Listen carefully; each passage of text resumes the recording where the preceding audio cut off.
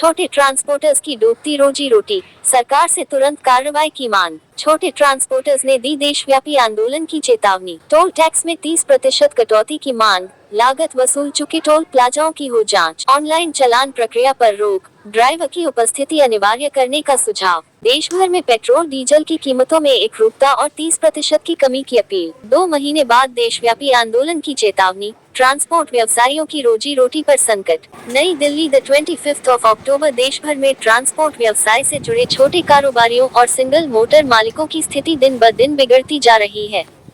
इसके चलते हजारों परिवार भूखमरी की कगार पर आ खड़े हुए हैं। इस विकट स्थिति को देखते हुए देश के छोटे ट्रांसपोर्टर्स और सिंगल मोटर मालिकों के संगठन दिल्ली एनसीआर ट्रांसपोर्ट एकता मंच के महासचिव श्याम सुंदर ने एक प्रेस वार्ता को संबोधित करते हुए कहा कि मुख्य रूप से हम 3 प्रमुख मुद्दों पर सरकार का ध्यान आकर्षित करने का प्रयास कर रहे हैं। प्रेस वार्ता में दिल्ली एनसीआर ट्रांसपोर्ट एकता मंच के अध्यक्ष हरीश ग्रोवर, सचिव दिनकर सिंह, कोषाध्यक्ष वेद प्रकाश एवं एडवोकेट डॉक्टर चंद्रा राजन, एडवोकेट चरणजीत सिंह, डीसी कपिल आदि पदाधिकारी मौजूद रहे। श्याम सुंदर ने कहा कि पहला, छोटे ट्रांसपोर्टर्स की प्रमुख समस्याओं में टोल टैक्स एक बड़ी चुनौती बन गया है। संगठन की मांग है कि देश भर में टोल टैक्स की दरों को कम से कम 30% घटाया जाए। इसके अलावा उन टोल प्लाजाओं की जांच की जाए जिन्होंने अपनी लागत वसूल कर ली है। ऐसे टोल प्लाजा तुरंत बंद किए जाने चाहिए। इससे छोटे ट्रांसपोर्ट व्यवसायियों पर आर्थिक बोझ कम होगा और उनका व्यवसाय पुनर्जीवित हो सकेगा। दूसरा बड़ा मुद्दा देश भर में ऑनलाइन चालान की प्रक्रिया से जुड़ा है।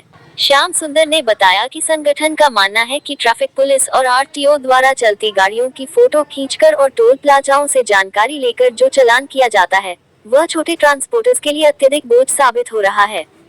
उनका कहना है कि चालान प्रक्रिया में सुधार किया जाए और चालान केवल तब हो जब मौके पर ड्राइवर मौजूद हो।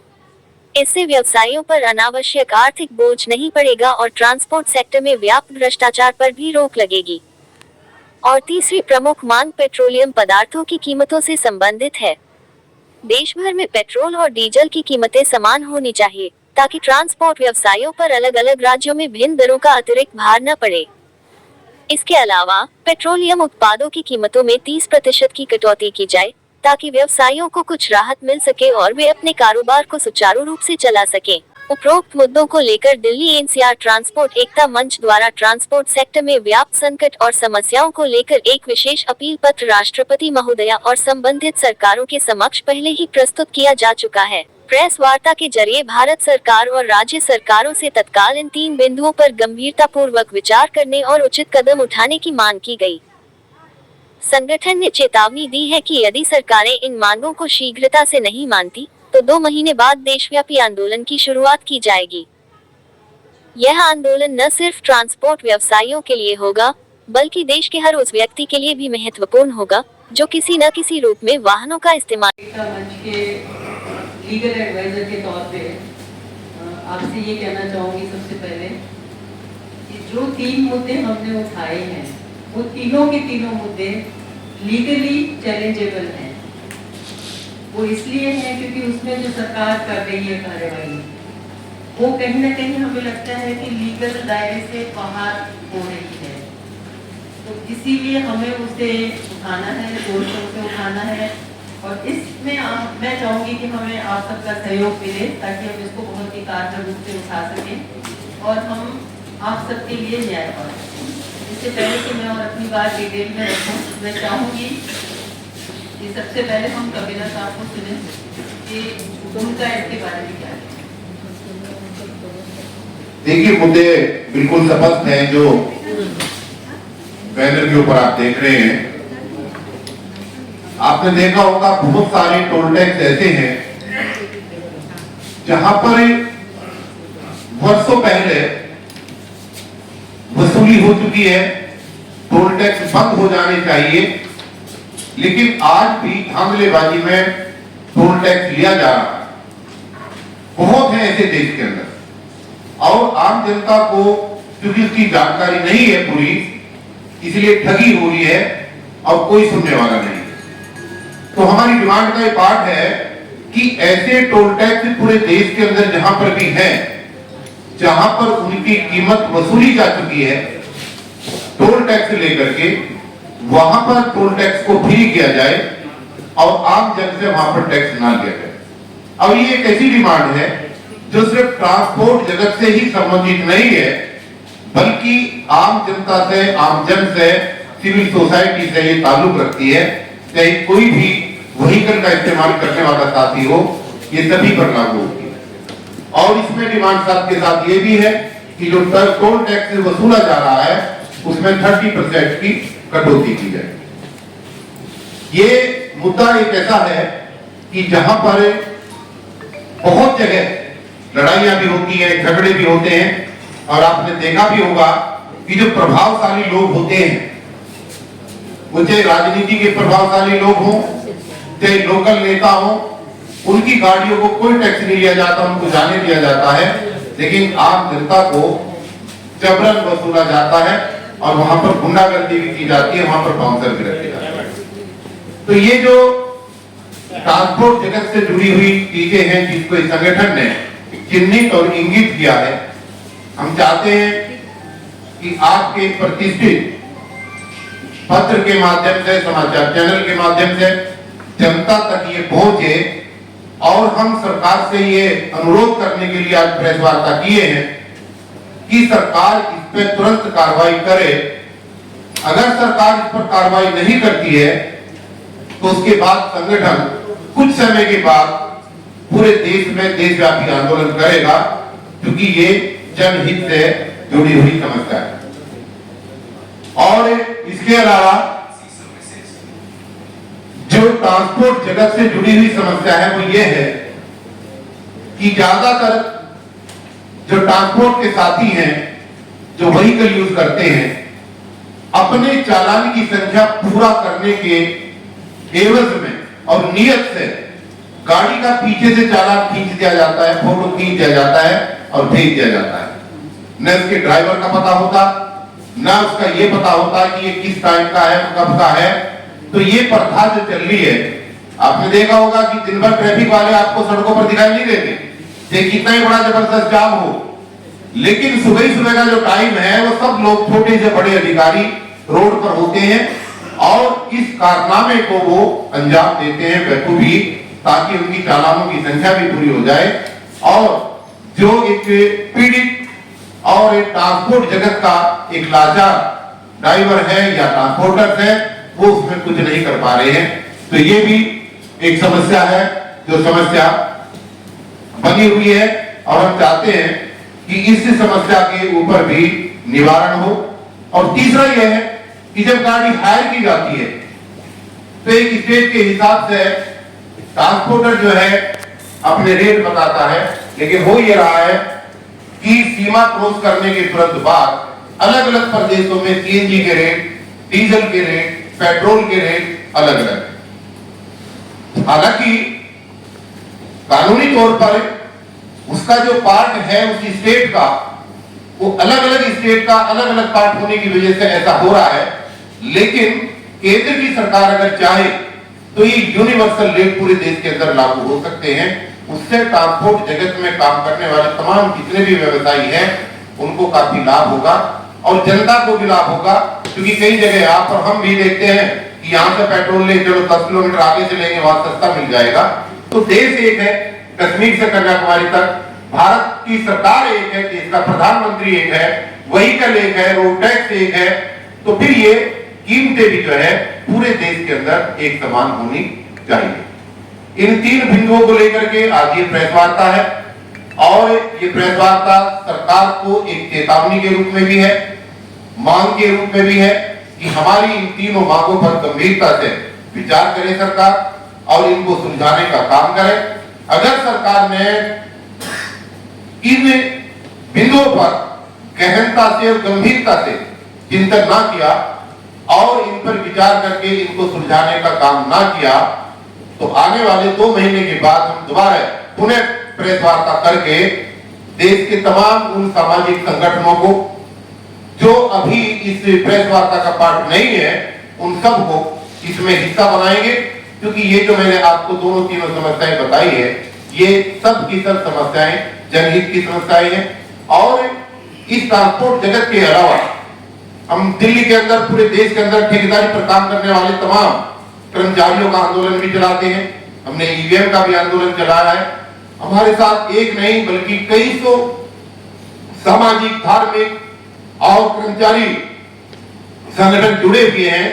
हमारा उनसे भी आग्रह रहेगा और हम सब लोग एक प्लेटफॉर्म से भी जुड़े हुए हैं कि अगर सरकार ने हमारी बातों को ना माना तो निश्चित रूप से हम जो है आंदोलन के लिए मजबूर होंगे। और देश में अगर आंदोलन होता है तो इसकी जिम्मेदार केंद्र की सरकार होगी और जो जनता का शोषण हो रहा है, ये जनहित के मुद्दे को हम निश्चित रूप से उठाएंगे। आपको इसीलिए आमंत्रित किया गया है, आपको इसीलिए बुलाया गया है। हम चाहते हैं कि हमारी आवाज जो दूर तक नहीं जा पाती, आपके चैनल के माध्यम से, आपके अखबार के माध्यम से इस आवाज को आप, क्योंकि जनहित की समस्या है, आप पहुंचाने का काम करेंगे, ऐसी हम आपसे उम्मीद करते हैं। नमस्कार। आइए अब सुनते हैं हम चरणजीत जी इस बारे में क्या कहेंगे। बहुत बहुत धन्यवाद मुझे शामिल करने के लिए। जैसा कि मैं अधिवक्ता हूँ, एडवोकेट हूँ, तो दो बिंदुओं पर मैं बातचीत करना चाहूँगा। पहला टोल टैक्स है। टोल टैक्स आप देखते हैं कहीं भी आप बाहर जाते हैं, थोड़ी थोड़ी दूरी पर टोल टैक्स है और काफी अधिक ऊंची दर पर आपसे टोल टैक्स वसूला जाता है। और जैसे जैसे देखेंगे, अगर हम कॉमर्शियल व्हीकल्स की बात करें तो जैसे जैसे कॉमर्शियल व्हीकल ओनर्स का जैसे जैसे उनका इनपुट बढ़ता है, खर्चा बढ़ता है, वैसे वैसे उनको दूसरी चीजों का भी भाड़ा किराया वो भी बढ़ाना पड़ता है। लेकिन उसके ऊपर सरकार का डंडा रहता है कि वो आप नहीं बढ़ा सकते। दूसरी तरफ पेट्रोल और डीजल का जो कीमत है उसमें इजाफा रहता है, उसमें किसी तरह की छूट नहीं दी जाती। जो टोल टैक्स है वो भारी मात्रा में वसूला जाता है, गुंडागर्दी भी होती है।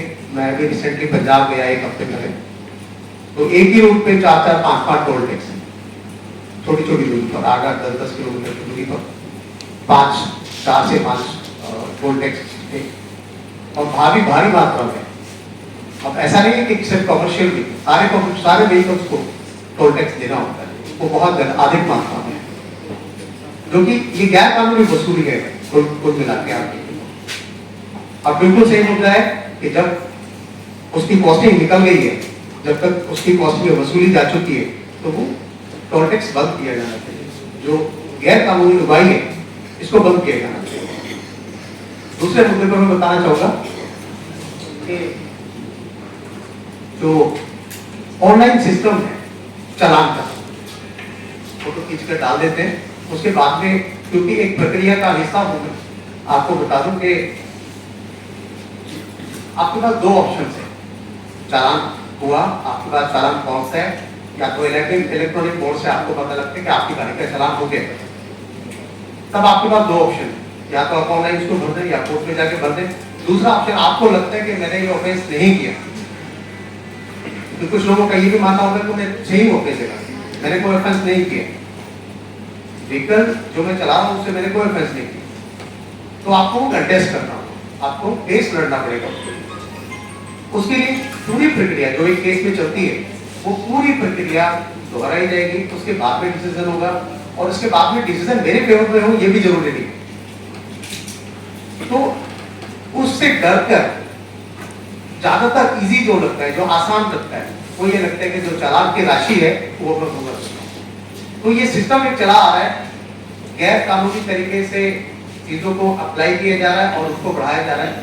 जो निचला तबका है कमर्शियल व्हीकल्स पे स्पेशली, जैसे कि दिल्ली एनसीआर ट्रांसपोर्ट एक्ट मंच की तरफ से इस मुद्दे को उठा रहे हैं, तो मेरी आप सबसे गुजारिश है कि इस मुद्दे को आप अच्छी तरह से पब्लिश करें। धन्यवाद। प्रधान है, आइए अब उनसे सुनते हैं कि उनका क्या कहना है।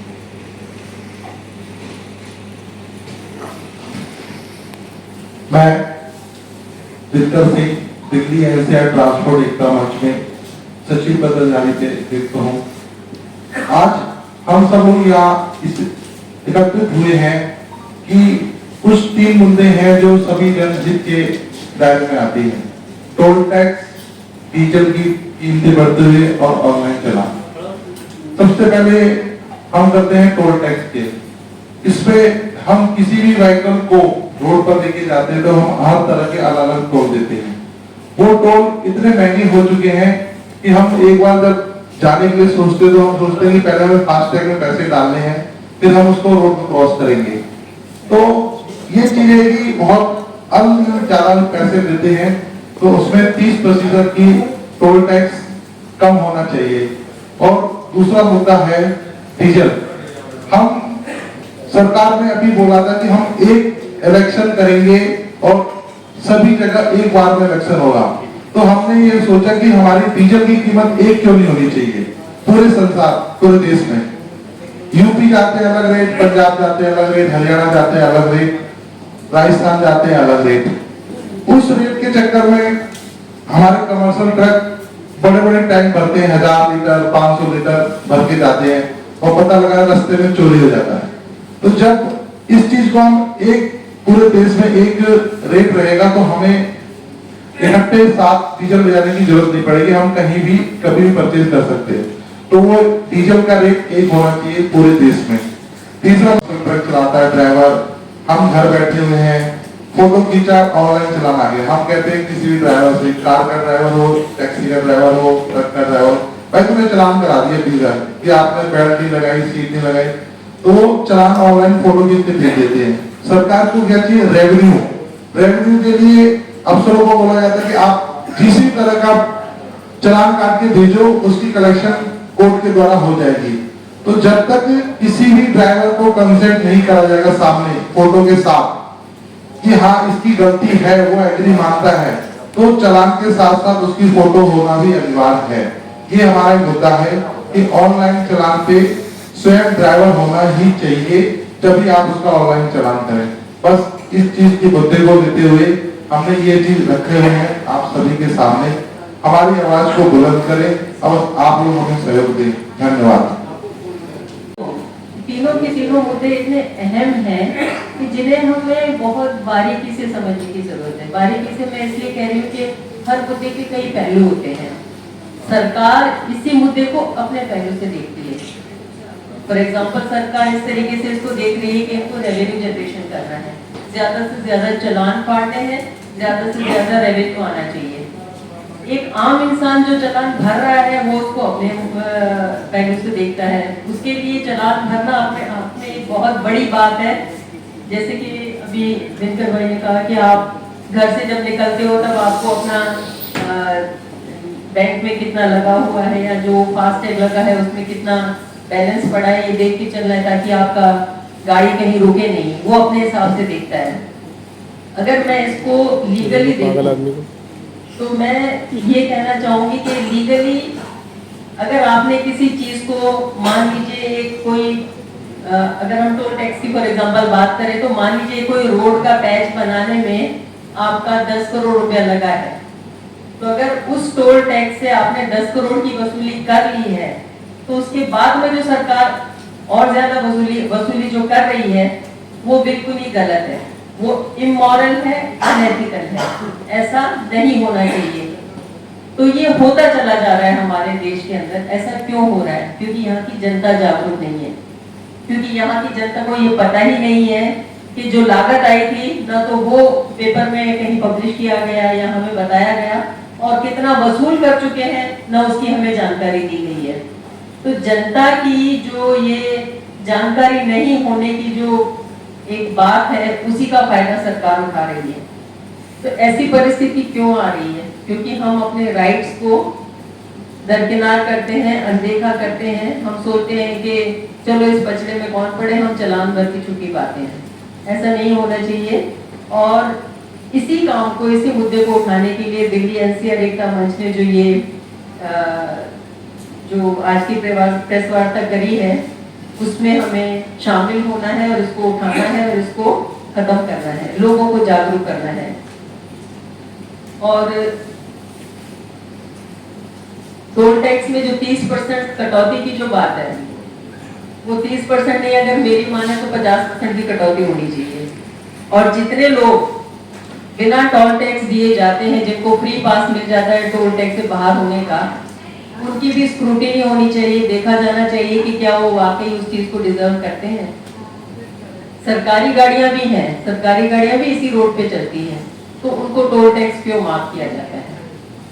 उनका भी डिपार्टमेंट भरे, क्योंकि ट्रांसपोर्ट डिपार्टमेंट को जो टोल टैक्स का रेवेन्यू चाहिए वो अगर सरकारी गाड़ियों को माफ करके चल सकता है तो हमें भी माफ कर दे। ये तो इक्वल फुटिंग नहीं हुआ ना, तो उनको भी भरना चाहिए। कोई मिनिस्टर है या कोई बड़े ओहदेदार की गाड़ी है, उनको किस बेस पे माफ किया जाता है? ये एक आम नागरिक के हैसियत से हमें इसको सवाल को उठाना चाहिए, सरकार से सवाल का जवाब मांगना चाहिए कि आपने इनको अगर माफ किया है तो किस बेस पे किया है।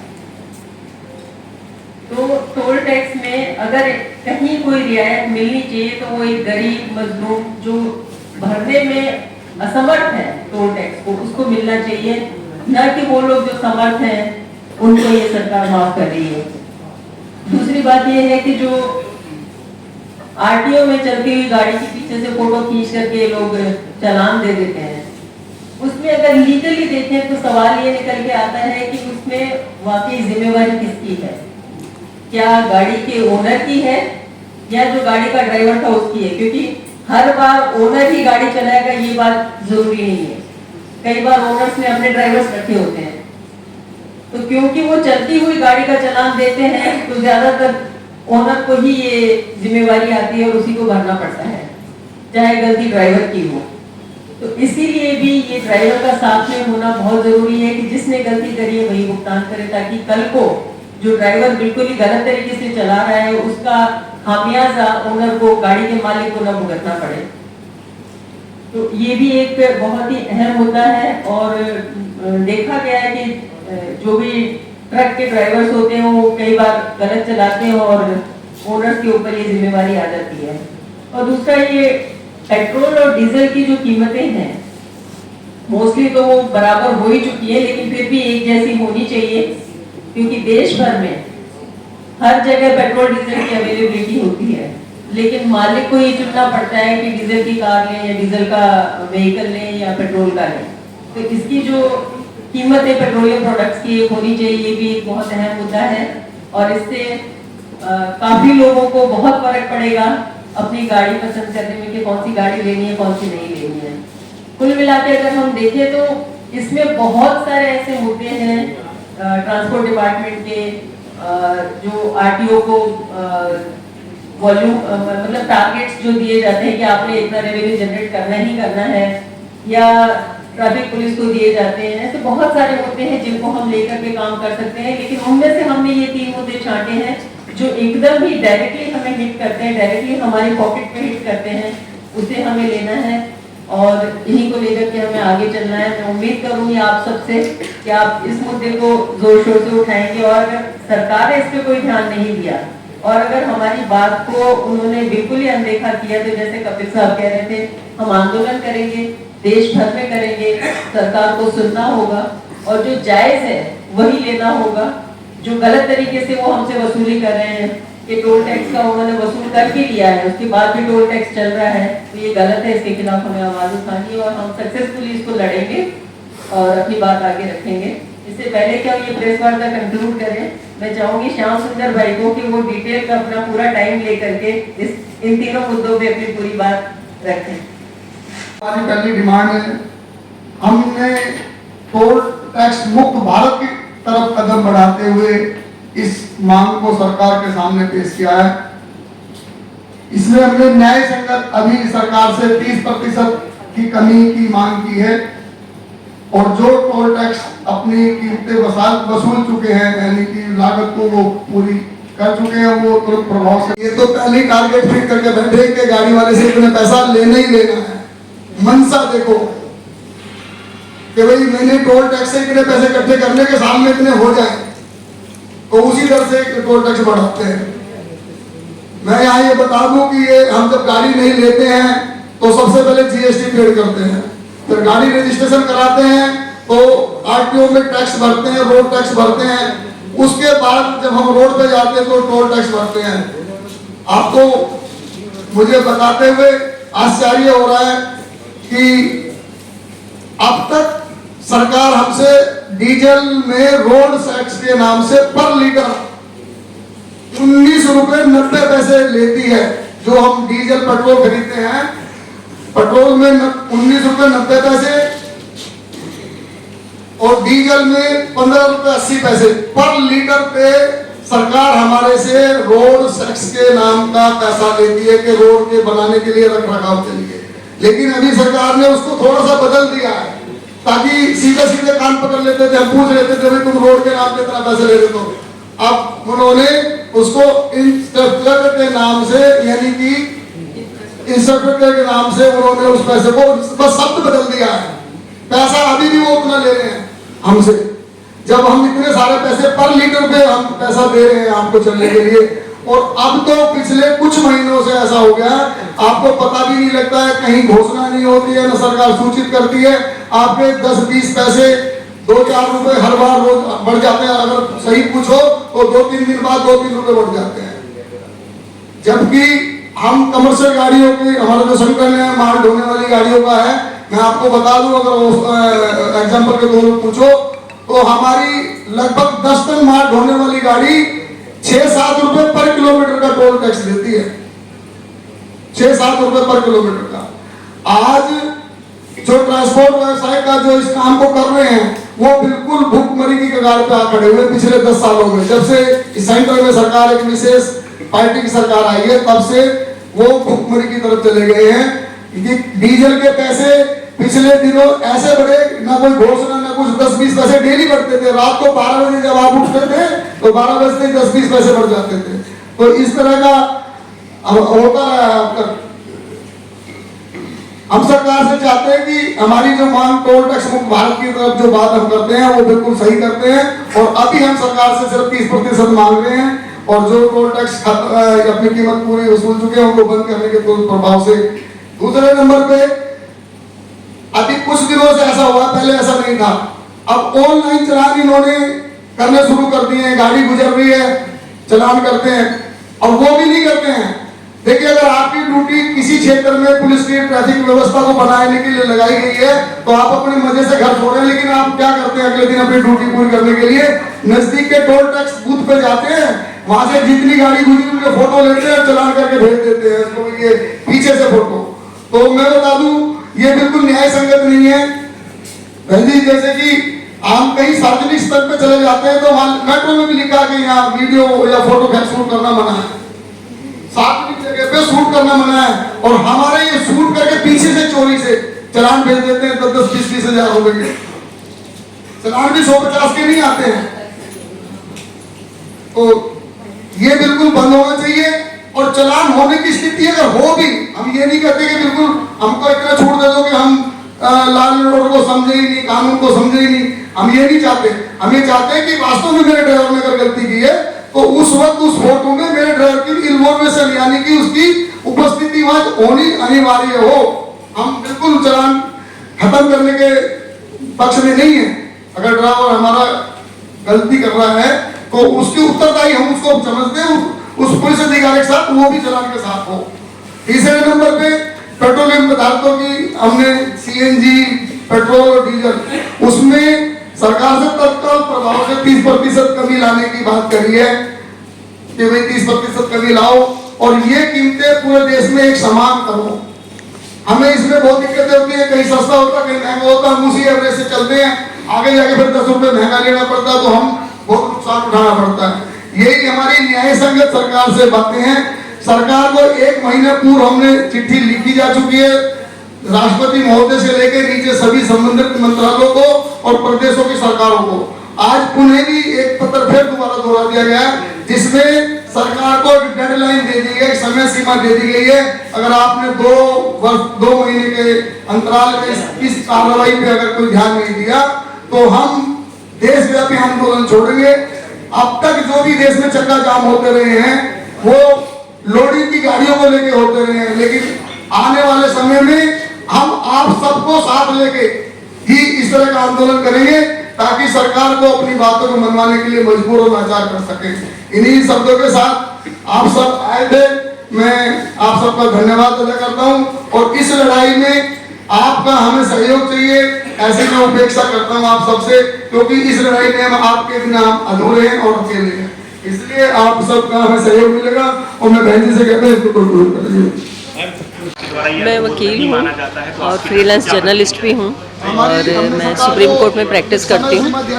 दिल्ली एनसीआर ट्रांसपोर्ट एकता मंच के मैं लीगल एडवाइज़र हूँ और आज दिल्ली एनसीआर ट्रांसपोर्ट एकता मंच की तरफ से जो 3 मुद्दों को रखा गया है उसमें हम ही इनकी बात कोर्ट्स में रखेंगे। और ये जो 3 मुद्दे हैं ये अहम मुद्दे हैं और ये डायरेक्टली जो ट्रांसपोर्ट लाइन से जुड़े हुए लोग हैं उनको हिट करते हैं। और मुझे लगता है कि इसमें कई चीज़ें ऐसी भी आ रही हैं जो इल्लीगल हैं, जो सरकार को नहीं करना चाहिए और मेरे हिसाब से अनएथिकल भी हैं। तो वो भी बातें हमने रखी हैं और इन चीज़ों को हम कोर्ट में अपनी तरफ से रखेंगे।